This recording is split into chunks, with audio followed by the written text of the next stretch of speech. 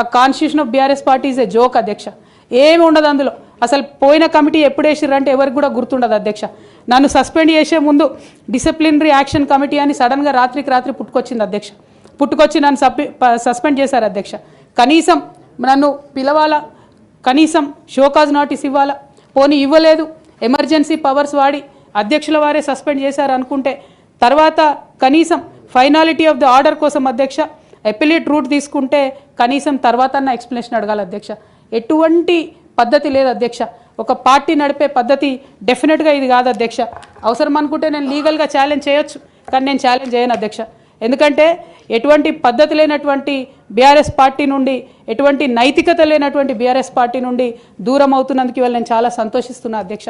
నా కుటుంబం, నా పార్టీ, నా రక్తం, నా చెమట, నేను 20 సంవత్సరాలు తెలంగాణ ఉద్యమం కోసం నేను పడ్డటువంటి శ్రమ, నేను చేసినటువంటి కష్టం గుర్తించకుండా ఒక చిన్న ఉరిదీసేవాడిని కూడా అడుగుతారు అధ్యక్ష. ఈ దేశంలో అంత మంచి దేశం మనది, అయినా కూడా సస్పెండ్ చేశారంటే చాలా సంతోషిస్తున్నా అధ్యక్ష. ఇవాళ నేను వేరే ఏం లేదు.